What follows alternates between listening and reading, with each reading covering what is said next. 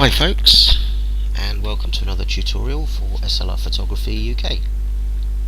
Right, I would like to do a tutorial today because I know I haven't done one for a while, and this one is going to be to do with aperture, but also it's going to be working with Photoshop, which actually Pixlr is very similar to Photoshop, so if you can learn Photoshop, then Pixlr is going to be a breeze.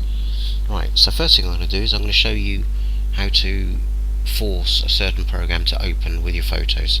So if you double click on the photo we're going to use, which is the one we're going to use here, you see that Microsoft Picture Viewer has opened up. We don't want that because it's okay, it's not powerful, can't do that much with it. So we close that, go to our photo wherever it is, in this case on the desktop. So left click once so it highlights the box, and then right click, and then go to open with. So very carefully go across, because sometimes it just disappears as you move your mouse, and go to choose another app. Okay, we want Photoshop. If you can see, those are the other ones I've got. Make sure Photoshop's highlighted, do a tick, which means it'll always open with Photoshop now. If you don't want it, then don't tick it, and it'll open up with what's at the top. So we're doing OK, Photoshop's opened up again. Right, this is what we're going to do. First, on the left if you look, we've got the palette, tools and everything, which is very similar to Pixlr. On the right we've got the layers palette and navigator, and a lot of it's actually been switched off, but I've just got the basics switched on. And the middle is the workspace, which is locked, as you can see. Right, always start off with creating a new layer. So we go on top of the layers palette, left click, hold it down, left click once, hold it down, and drag it to the layer. Okay, and just for good measure, you'll see why in a minute, do the same again, left click, but you won't need to do this. So left click again. So I'm going to call this original. It just helps in the future. You know, just recognize sometimes you get like hundreds of layers when you do really complicated bits of graphics, especially sometimes on web design when you create toolbars and menus and everything and you do it through Photoshop. Okay, right, so the first thing you do is switch off the original layer. We don't need that, that's just as an example. So we'll switch off background layer, choose a big brush for the eraser tool. On the background layer we're going to edit it, so highlight it, choose quite a big brush. Actually, before we do that, let's zoom in so the fish is probably taking up all the screen, because that's what we're trying to edit. So go back to eraser again. Use a massive brush so you're not here all week. Just do that, okay? Looks like I'm damaging it. But that's the beauty of layers, you know. You can actually damage things or edit things and it's not forever gone. Right. See, my brush is too big, so I need to now get to a smaller brush. Oops. A little bit bigger, there we go. There's nothing to say you can't zoom in. Okay, so I'm going to do that in a sec. And there's other ways of doing this. It's called selection, which will do it a lot more accurate than I'm doing it now. So we don't want any of the fish to show up. You'll see why in a minute. Okay, so just do that, just get rid of it.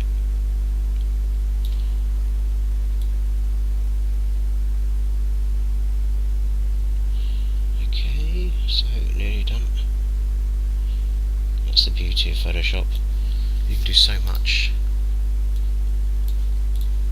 and it's very forgiving. So if you do make a mistake, you know what? It's okay. Now I suggest you every so often unclick, because if you make a mistake, oh look, I've done that, and you press Control Alt and Z. If you haven't unclicked, this will take you back to the last time you clicked. So if during all this erasing, I never lifted up my mouse once, and I press Ctrl Z, it'll take me back to the beginning again. Okay, so that's the beauty of changing this, so you can make a bigger brush, and now we can sort of chip away like this. Oops, that's too close to the edge, see? Chip away. And so on. I know that the end looks a bit crooked, but you know what, that doesn't matter at the moment. Right, okay, let's be happy with that now. Keep in mind we've got both layers switched off. Now, what we can do is, staying on this layer, this is where the magic happens. Go to the top, go to Filter, go to Blur, and go to Gaussian Blur. Now that's crazily blurred, but you know what, that's okay. I'm trying to prove a point. Actually, that was probably okay. So pressing OK. Now that's blurred. So we've got background layer which is blurred, and the other two layers which are switched off. So now we switch on the background layer, and see, that comes through.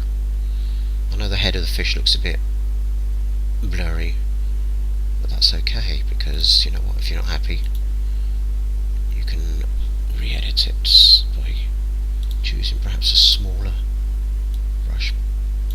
But in this case, let's just leave it. So that's come through as the background really buttery and blurry, and the foreground is in focus. Now, to see what the photo is like in the first place, keep in mind the original is at the top. Whatever is at the top will show up first. See, that's what we had, that's what we have. Okay, well, I hope you found this helpful. I will do more tutorials on how to do it more accurately, but as I said, as a rough and ready way of giving yourself background blur, which could probably save a photo.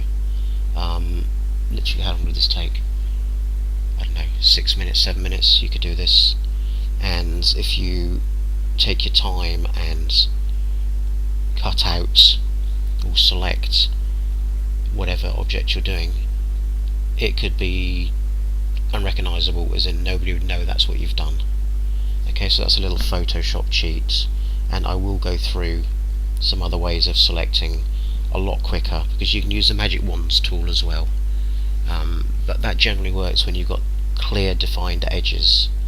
I mean, with the fish for example, they're a little bit sort of, the edges are not sharp, but there's other ways of doing it, not just that way. There's some extremely accurate ways of doing it. But anyway, I hope you've enjoyed this tutorial, and I hope you found it helpful, and please post on the Facebook page if there's something you don't understand, if I've gone too quick. And yeah, thank you, bye bye.